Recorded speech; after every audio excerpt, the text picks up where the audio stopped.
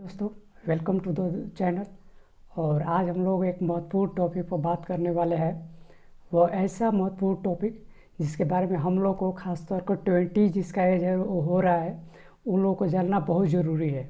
तो आज जो हम लोग स्टार्ट करने वाले हैं उसमें से मुख्य तौर पे 10 पॉइंट रहेंगे। 10 से ज़्यादा भी हो सकते हैं, लेकिन मुख्य टॉप 10 रहेंगे जिनको हम लोग को अवॉइड करना चाहिए इस पर हम लोग को पैसा खर्चने में। यानी कि हम लोग को पैसा इस सब पर वेस्ट जितना कम हो सके उतना करना चाहिए। तो चलिए शुरू करते हैं और सबसे पहले पॉइंट की तरफ देखते हैं। तो पहला पॉइंट है कि कॉस्टली स्मार्टफोन। तो कई लोग सोच रहे होंगे कि स्मार्टफोन तो भाई ज़रूरी है, आजकल में बिना स्मार्टफोन का चल नहीं सकता। तो मैं भी वही कर रहा हूँ, बिना स्मार्टफोन का नहीं चल सकता। लेकिन होते हैं कि बड़े महंगे वाले फ़ोन खरीद लेते हैं जिसमें सेम फीचर का कम दाम में मिल रहा होता है, तो वो महंगे वाले खरीद लेते हैं। अगर हमको जिस चीज़ का नीड है, अगर वो चीज़ अगर बढ़िया क्वालिटी पे कम दाम में मिल रहा है, तो फिर हम महंगे दाम में खरीद कर अपना पैसा वेस्ट करने के हो जाए। तो ये पहला थिंग हो गया। चलते हैं अब दूसरे पॉइंट की तरफ। दूसरा पॉइंट है कि ओवर प्राइस फूड। कभी हम लोग क्या करते हैं कि जाते हैं किसी होटल में खाना खाने, तो जो सबसे महंगा रहता है कि वो ज़्यादा टेस्टी होगा, उसी के चक्कर में उसको ज़्यादा महंगा खरीद लेते हैं कि ज़्यादा टेस्टी होगा। लेकिन सबसे ज़्यादा हानिकारक वही चीज़ होता है जिसमें ज़्यादा मसाला लगा रहता है, जो कि शरीर के लिए तो अच्छा नहीं हो सकता, अच्छा नहीं होता है। तो उस चीज़ को हम लोग को अवॉइड करना चाहिए, ज़्यादा मतलब मनी वेस्ट करने on the over priced food पर जो शरीर के लिए फ़ायदा ना करे। तो चलिए बढ़ते हैं फिर तीसरे पॉइंट पे। तीसरा पॉइंट है कि स्मोकिंग। तो कई लोग होते हैं कि कहते हैं कि किसी किसी को नशा होता है कि अगर आज नहीं पिए तो मतलब कि लगेगा कि मतलब कि ज़िंदगी बर्बाद हो गया। तो अगर ओकेशन जैसे कि आता है तो आप उस पर पी सकते हैं। मतलब मैं ये नहीं कह रहा हूँ कि स्मोकिंग करना मतलब ज़रूरी है, ये मतलब कि करना ही चाहिए। मैं ये बोल रहा हूँ कि अगर आपको कुछ अगर उसका लत है तो मतलब कि ओकेशन आती तो कर सकते हैं, तो उससे ज़्यादा हानिकारक नहीं करेगा। लेकिन अगर आप लोग रेगुलर हो जाते हैं तो ये एक तो आपका मनी लॉस होगा, ऊपर से आपका शरीर लॉस भी होगा। तो ये बहुत ही बड़ी लॉस है एक आदमी के लिए। तो चलिए मूविंग करते हैं अपने पाँचवें पॉइंट पे। पाँचवा पॉइंट है कि हम लोग महंगे महंगे शर्ट खरीद लेते हैं। हम लोग को शर्ट कब खरीदना चाहिए? जब किसी चीज़ का सीज़न जा रहा हो या फिर उस पर बहुत बड़ा ऑफर आया हो, ताकि उसको ओवर प्राइस से कम वैल्यू पर खरीदने से ही आप लोग को फ़ायदा होगा। और मैं ये क्यों बता रहा हूँ कि मतलब कि क्यों ये रुपया बचाना जरूरी है, आगे मैं आपको एक्सप्लेन करूँगा क्यों ज़रूरी है 5-5 10 रुपया। तो चलिए जो ये ओवर प्राइस क्लॉथ होते हैं, इसके बाद हम लोग नेक्स्ट पॉइंट पर छठा पॉइंट है क्रेडिट कार्ड। कई लोग ऐसे हैं, ख़ास तौर पर जो गरीब लोग होते हैं, जो मिडिल परिवार के लोग भी होते हैं, तो वो क्या करते हैं, क्रेडिट कार्ड लेते हैं, बार बार उस पर अपना डेप्ट बढ़ाते हैं, जो उस पर कर्ज होता है उसको बढ़ाते चले जाते हैं और ज़िंदगी में कभी भी वो कर्ज से निकल नहीं पाते हैं। तो जब तक आप कर्ज से नहीं निकलिएगा तब तक से आप अपने आप को अपने आप में नहीं कभी आप लोग पा सकते हैं, ये एक फैक्ट है। तो आप मतलब को ज़्यादा से ज़्यादा अवॉइड करना चाहिए। तो चलिए मूव करते हैं नेक्स्ट पॉइंट पर, जो हम लोग का सातवां पॉइंट है। अगला पॉइंट है, कई लोग हैं ग्लैम एंड ब्यूटिफिकेशन।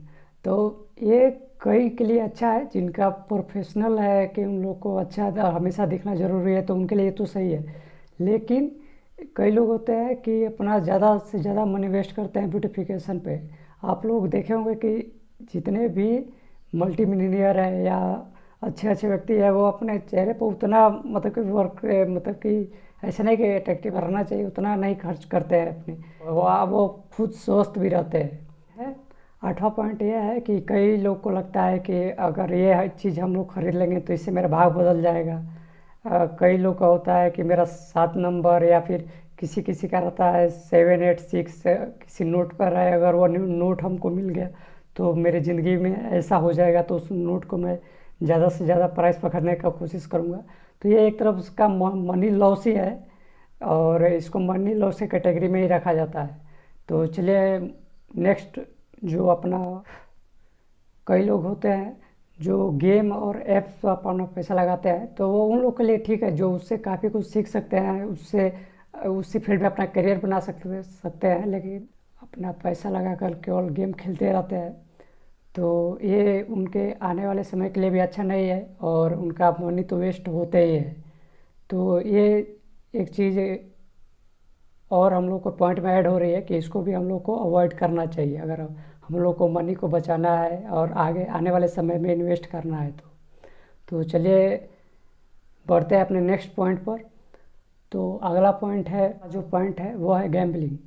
कई लोग होते हैं कि हमेशा गैम्बलिंग में लगे रहते हैं। किसी दिन उन लोग को मोटा प्रॉफिट हो गया तो सोचते हैं कि चलो आगे भी खेलते रहेंगे तो और मोटा प्रॉफिट होते चला जाएगा। लेकिन गैम्बलिंग ऐसा गेम है जहाँ से पैसा बनाना लगभग 9 के बराबर है और गैम्बलिंग में अधिकांश लोग अपना लॉस ही करके आते हैं।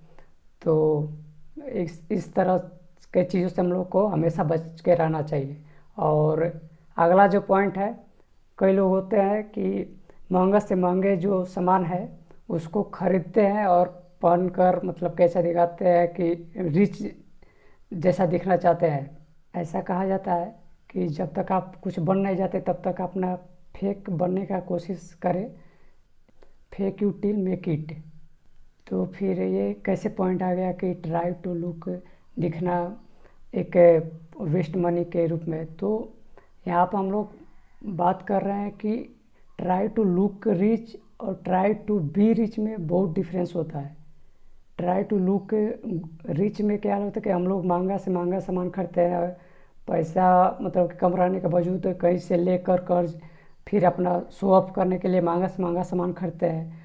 और जो बी रिच होता है, ट्राई टू बीच रिच में होता है कि वो जो मनी होता है उसके पास, उसको किसी चीज़ में इन्वेस्ट किया हो, वहाँ से अगर उसको 5% का भी अगर पैसा उसको रिटर्न मिल रहा है तो वो उसको बोलते हैं कि मतलब कि वो अपने जो लक्ष्य है, तो जो मतलब कि रिच होने के कैटेगरी में वो उस दिशा में बढ़ रहा है। तो ट्राई टू बी रिच में यही डिफरेंस है। और चलते हैं अपने नेक्स्ट पॉइंट पर। और नेक्स्ट पॉइंट है कि अपना पैसा सेविंग अकाउंट में रखना। कई लोग होते हैं कि सेविंग अकाउंट में अपना पैसा कई सालों से रखे रहते हैं और सोचते हैं कि मेरा पैसा मतलब कि मेरे पास पैसा काफ़ी पैसा है। लेकिन वास्तविकता में पैसा जो वो बढ़ नहीं रहा है, वो घट रहा है। कैसे कैसे क्योंकि इससे पहले हम लोग वीडियो में बताए हैं कि इंडिया का इन्फ्लेशन रेट 6% है। 6% मीन्स कि वस्तु का दाम अगर साल के शुरुआत में 100 रुपये है तो एक साल बाद उसका 106 हो जाएगा। लेकिन वही अगर सेविंग अकाउंट में अगर आप लोग पैसा रख रहे हैं तो वहाँ पर 2 से 3% रिटर्न मिलता है। तो यानी कि चीज़ अगर 100 रुपये लगाए हैं उस सेविंग अकाउंट में तो एक साल बाद आपको 103 रुपये आपका होगा। तो यानी कि जो सामान आपको 106 में मिलेगा उसमें उस समय आपके पास 103 ही रुपीज़ आप लोगों के पास रहेगा। यानी कि आप लोग 3 रुपीज़ लॉस में फिर चले जाएंगे। तो ये काफ़ी बड़ी लिस्ट है, लेकिन इतना जो सबसे मेजर प्रॉब्लम आती है जहाँ हम लोग पैसा नहीं बचा पाते और इस सब को पैसा को बचाकर इन्वेस्ट करना है। तो इन्वेस्ट करने के लिए कई जगह है। अगर ज़्यादा रिस्क नहीं लेना है तो एफडी हो गया या म्यूचुअल फंड हो गया, और इसके अलावा भी कई जगह है, रियल एस्टेट हो गया और गोल्ड हो गया, इसके गोल्ड सिल्वर इत्यादि हो गया। और थोड़ा सा रिस्क लेना है तो स्टॉक मार्केट में जा सकते हैं, यहाँ पर आप लोग हाई रिटर्न मिलने का ज़्यादा चांस रहेगा। तो चलिए वीडियो को एंड करते हैं और मिलते हैं नेक्स्ट वीडियो में। सो